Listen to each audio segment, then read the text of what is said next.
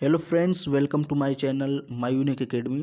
Friends, आज के इस वीडियो में हम लोग बायोग्राफी ऑफ मुल्क राज आनंद पढ़ेंगे। ध्यान से देखना, मुल्क राज आनंद के बायोग्राफी को पढ़ते समय एक एक लाइन को मैं पढ़ाऊंगा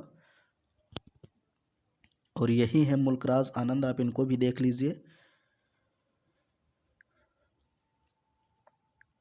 मुल्क राज आनंद, आर के Narayan and Raja Rao were triumvirates who shown human concern for the underdog, family relations and social relations, and mythical imagination of Indian antiquity respectively। ये लाइन थोड़ा सा समझना जरूरी है, कठिन भी है लेकिन इतना कठिन नहीं कि आप समझ ही ना पाए। देखिए, पहले यहाँ पर एक वर्ड आया है, इसको समझ लीजिए, फिर मैं आपको समझाता हूँ। कुछ जो वर्ड हैं उनके अर्थ बता देता हूँ। ट्रायम्विरेट्स, इसको बोलते हैं त्रिमूर्ति यानी तिकड़ी। ट्रायम्विरेट्स का मतलब होता है त्रिमूर्ति। अंडरडॉग का मतलब होता है दलित, यानी जो दबे कुचले लोग हैं जिनका पहले शोषण किया गया था, तो उनको अंडरडॉग बोलते हैं, दलित बोलते हैं। एंटीक्विटी का मतलब होता है पुरातनता यानी प्राचीनता। इंडियन एंटीक्विटी मतलब भारतीय पुरातनता, भारतीय प्राचीनता, जो हमारा महान प्राचीन है, इतिहास है, उसी को बोलते हैं इंडियन एंटीक्विटी। तो इतना आपको समझ लेना है। फिर अब मैं पढ़ाता हूँ। मुल्क राज आनंद, आर के नारायण एंड राजा राव व ट्रायम्विरेट्स। मुल्क राज आनंद, आर के नारायण और राजा राव त्रिमूर्ति थे, तिकड़ी थे। हु सोन, जैसे ब्रह्मा विष्णु महेश, वैसे ही ये तीनों थे। हु सोन, जिन्होंने दिखाया। ह्यूमन कंसर्न, ह्यूमन कंसर्न मतलब मानवीय चिंता, इन्होंने मानवीय चिंता व्यक्त की या दिखाई। फॉर द अंडरडॉग, दलितों के प्रति। Family relations and social relations, पारिवारिक संबंधों और सामाजिक संबंधों के प्रति। एंड मिथिकल इमेजिनेशन, और पौराणिक कल्पनाओं के प्रति। ऑफ इंडियन एंटीक्विटी, भारतीय पुरातनता के। रिस्पेक्टिवली मतलब क्रमशः। अब रिस्पेक्टिवली यहाँ लिखने का उसका मतलब है ये तीनों अलग अलग हो जाएंगे। अब समझिए, यही समझना है आपको। यानी मुल्क राज आनंद ने किसके प्रति चिंता व्यक्त की? अंडरडॉग के प्रति, इनका हो गया। फिर दूसरा देखिए, आर के नारायण ने किसके प्रति? Family relations and social relations, यानी पारिवारिक और सामाजिक संबंधों के प्रति इन्होंने चिंता व्यक्त की। तो दो का हो गया। अब जो तीसरा है राजा राव, इन्होंने किसके प्रति चिंता व्यक्त की? Mythical imagination of Indian antiquity के प्रति, यानी भारतीय पुरातनता के पौराणिक कल्पनाओं के प्रति। तो ये इसी को बोलते हैं रिस्पेक्टिवली, यानी क्रमशः, यानी क्रम से। आई होप आपको ये लाइन अब समझ में आ गई होगी। थोड़ा सा देर लग गया इसको समझाने में, लेकिन हमको यहाँ बात करनी है मुल्क राज आनंद के बारे में। Mulk Raj Anand was born in 1905 in Peshawar, now in Pakistan. तो मुल्क राज आनंद का जन्म 1905 में पेशावर में हुआ था, जो कि अब पाकिस्तान में है। His father Lal Chand Anand worked as traditional coppersmith, later on joined Indian army under the British rule as a clerk. इनके जो पिताजी थे, हिज फादर, इनके पिताजी लाल चंद आनंद, जिनका नाम था लाल चंद आनंद, वर्कड काम किया, इनके पिताजी ने काम किया as a traditional coppersmith, पारंपरिक कॉपर स्मिथ के रूप में। कॉपर स्मिथ का मतलब जो कॉपर के यानी तांबे के बर्तन वगैरह बनाता है, उसका काम इनके पापा लालचंद करते थे। लेटर ऑन ज्वाइंड, बाद में ज्वाइन कर लिया इंडियन आर्मी, भारतीय सेना को, यानी बाद में भारतीय सेना में शामिल हो गए। Under the British rule, British rule के तहत एज अ क्लर्क, एक क्लर्क के रूप में। तो मुल्क राज आनंद के पिता जो लालचंद आनंद थे, इन्होंने पहले कॉपर स्मिथ का काम किया, बाद में ये ब्रिटिश भारतीय सेना में शामिल हो गए एक क्लर्क के रूप में। ही हिज मदर, इनकी माता, ईश्वर कौर, इनकी माता का नाम क्या था, Ishwar Kaur, was very simple lady, वो बहुत साधारण महिला थी। He received his education at Lahore, इन्होंने अपनी शिक्षा लाहौर में ग्रहण की, यानी लाहौर से इन्होंने शिक्षा प्राप्त की। लंदन, लंदन से भी प्राप्त की। एंड कैम्ब्रिज, और कैम्ब्रिज से भी प्राप्त की। एंड टूक डॉक्टरेट, और पीएचडी की इन फिलॉसफी, दर्शन शास्त्र में। And worked as a professor, और एक प्रोफेसर के रूप में कार्य किया। एंड इन द एंड, और लास्ट में एज अ जोन डायरेक्टर, एक जोन डायरेक्टर के रूप में भी काम किया। तो मुल्क राज आनंद ने अपनी शिक्षा कहाँ से ग्रहण की, लाहौर, लंदन, कैम्ब्रिज, और इन्होंने फिलॉसफी में पीएचडी भी की थी। ये प्रोफेसर भी बने और एज अ जोन डायरेक्टर भी इन्होंने वर्क किया।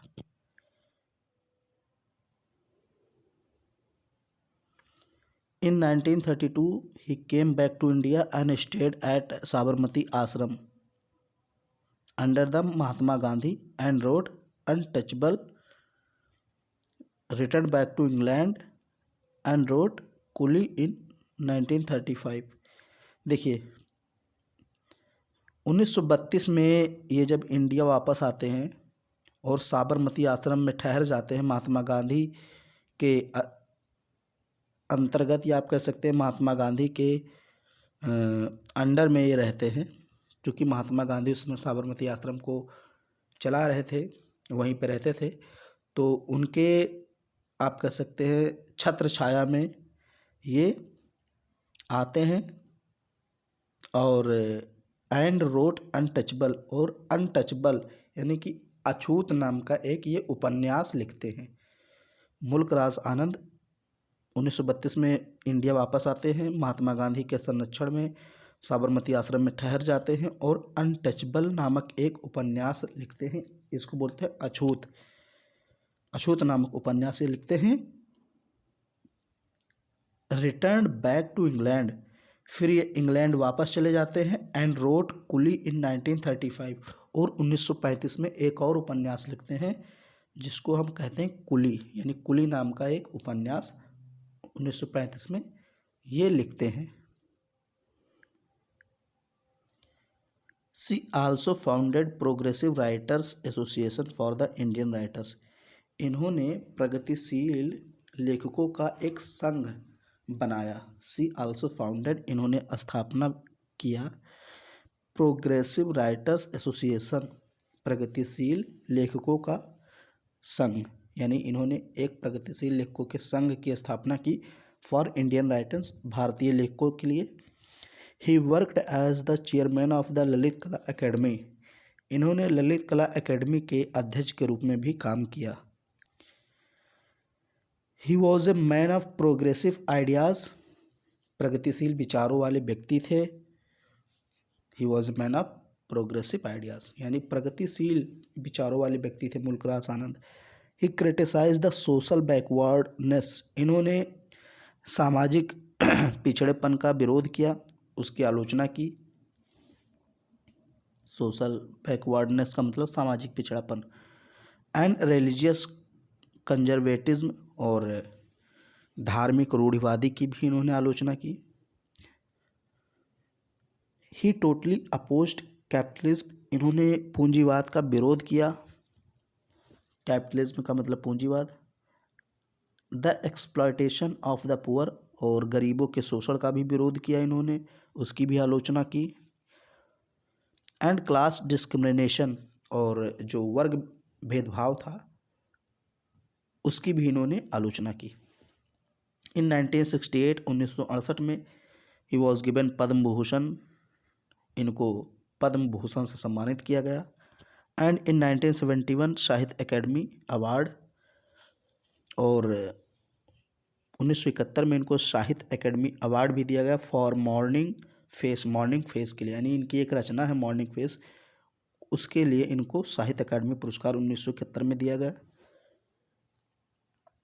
ही also received international peace prize for world peace in 1952, 1952 में इनको वैश्विक शांति के लिए अंतर्राष्ट्रीय शांति पुरस्कार भी दिया गया। He died in 2004 at the age of 98, 2004 में 98 वर्ष की अवस्था में इनकी डेथ हो गई। अब इनकी कुछ उपन्यास यानी इनकी कुछ रचनाएं हैं, हम लोग देख लेते हैं। जैसे यहाँ पर अनटचेबल, ये कब कब लिखी गई हैं इसको भी आप अगर याद रखें तो ठीक रहेगा, क्योंकि हो सकता है आपसे ऑब्जेक्टिव में कहीं पूछ ले तो इसको आप याद रखिएगा। अनटचेबल 1935, कुली 1936, मेरा गला थोड़ा ख़राब है, इसमें खराश है।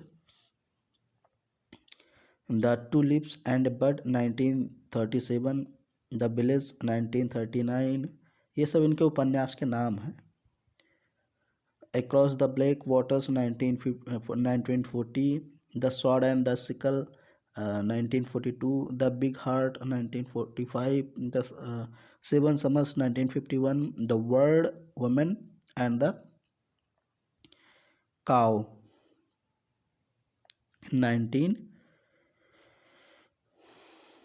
1960, यानी ये 10 यहाँ पर नहीं होगा।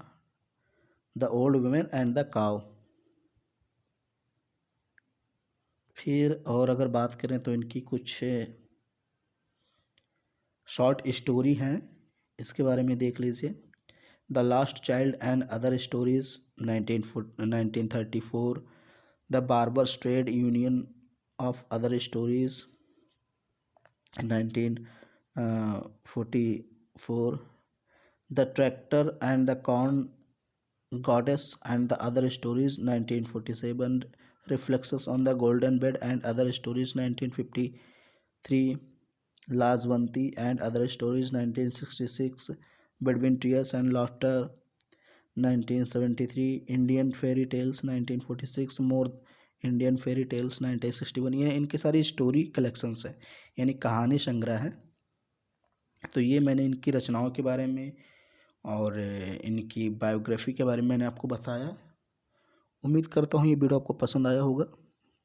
अगर पसंद आया तो वीडियो को लाइक कर दीजिए, और अगर आपके साथ में कोई पढ़ने वाला आपका फ्रेंड है तो उसको ये वीडियो ज़रूर सेंड कीजिए और हमारे चैनल को सब्सक्राइब कीजिए।